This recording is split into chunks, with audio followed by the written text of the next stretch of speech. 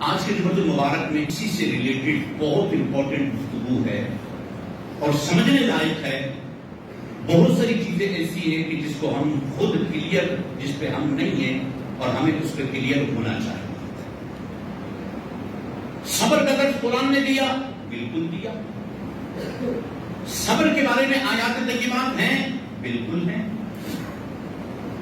صبر، تحمل، عفو، درگزر، معاف کرنا کتاب و سنت میں موجود ہے. لیکن صبر کی ایک لمٹ ہے، تحمل کی، بردباری کی، درگزر کرنے کی ایک لمٹ ہے جو کتاب و سنت نے دی. نبی کریم صلی اللہ تعالی علیہ وسلم اور آپ پر ایمان لانے والوں کے لیے ٹف ٹائم، مشکل وقت مکی دور تھا.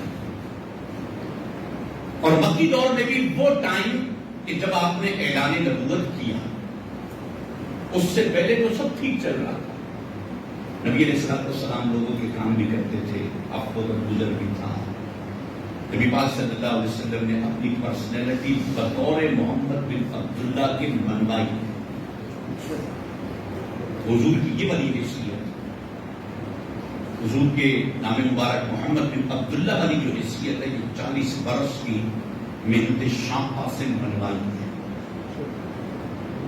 آپ کی پرسنالٹی کو جب انسپائر ہو، جب آپ کی پرسنالٹی سے آپ کی حیات طیبہ 40 برس ہوتی ہے، تو اللہ تعالیٰ ارشاد فرماتا ہے محبوب اعلان نبوت کر. تب کے دن آپ کے محبوب علیہ السلام نے اعلان نبوت کیا. اللہ کا حکم آیا، اعلان نبوت کیا. اب اعلان نبوت کے بعد سے لے کر ہجرت تک کا جو ٹائم پیریڈ ہے، یہ انتہائی ٹف ٹائم ہے. تکلیفیں، آزمائشیں، پریشانیاں بہت زیادہ ہیں. کلمہ پڑھنے والوں کو تنگ کیا گیا، کلمہ پڑھنے والوں کو بہت مارا گیا، ان کی جائیدادیں لوٹی گئیں، ان پر ظلم کیے گئے.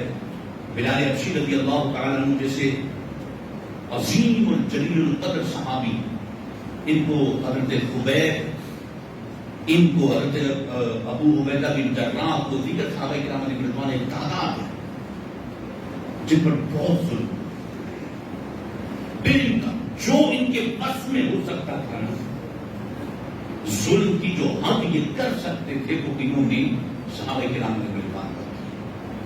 اب تھوڑی دیر کے لیے اس سینیریو کو سمجھیے گا، تب جا کے قدری کو پوائنٹ آف ویو ہمارا کلیئر ہوگا. ورنہ ہم بلائنڈ مائنڈ ہے، یعنی ہمارا دماغ بالکل بلائنڈ ہے اس حوالے سے کہ ہم چیزوں کی ریئلٹی کو سمجھیں، قانون اور اصول کو سمجھیں.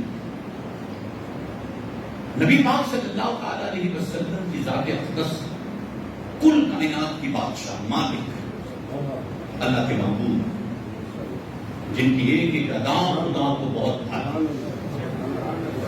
ایک ایک ادا خدا کو بہت بھائی. اور کنڈیشن یہ اعلیٰ حضرت امام علیہ سنت ایک شعر لکھا ہدایت بخشش میں، نار دوزخ کو چمن کر دے بہار عارض. محبوب کا سٹیٹس کیا ہے، محبوب کا مقام کیا ہے کہ نار دوزخ کو چمن کر دے بہار عارض.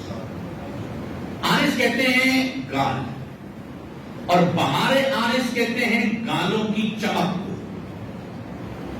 محبوب علیہ السلام کے گالوں کی چمک ایسی ہے کہ یہ چمک اگر بڑھ جائے نا اور اس سے حجاب اٹھ جائے تو نار دوزخ کو چمن کر دے. محبوب کا رخسار ایسا ہے کہ نار دوزخ کو چمن کر دے بہار عارض. حضور کی گالیں، حضور کی زلفیں، حضور کے کان، حضور کی آنکھیں، حضور کے آئیبرو، حضور کی پلکیں، حضور کے ہاتھ، حضور کا چلنا، اور حضور کے ہاتھ کے بیک سائڈ کے بالوں کا ذکر، حضور کے سجدوں کا ذکر، حضور کے چلنے کا، بیٹھنے کا، لیٹنے کا، ادائیں محبوب کا دیکھنا. اور دن کے وقت حضور کی زلفوں کی کیفیت، دوپہر کے وقت، رات کے وقت محبوب کی زلفوں کی کیفیت، ہر چیز کا ذکر قرآن کتاب سنت میں ہے. اور محبوب اور خود خدا کرتا ہے. اب اسٹیٹس چیک کریں، مقام چیک کریں. والضحى والليل اذا سجى ما ودعك ربك وما قلى. محبوب تجھے والضحى، محبوب مجھے تیرے چہرے کی قسم، واللیل اذا سجا، اور ان گہری زلفوں کی قسم جب وہ شانوں پہ چھا جائے۔ اب اسٹیٹس اور مقام سوچ، ایسا محبوب ہو اور کوئی بندہ اس کو پتھر مار دے، ایسا محبوب ہو، محبوب مسکرائے، اب کنز العمال پڑھ رہا ہوں، محبوب علیہ السلام مسکرائے تو آسمان کے فرشتے رب سے اجازت مانگے، محبوبہ مالک ایک مرتبہ محبوب کی مسکراہٹ دیکھنے ہمیں زمین پہ بھیجتے، ایسا جس کی مسکراہٹ، جس کی ادائیں، پوری پوری کتابیں لکھی ہیں کہ جب محبوب بولا کرتے تھے اور محبوب کے دندان مبارک ظاہر ہوتے تھے جو اس میں نور نکلتا تھا، اس میں ہر بیمار کو شفا ملتی۔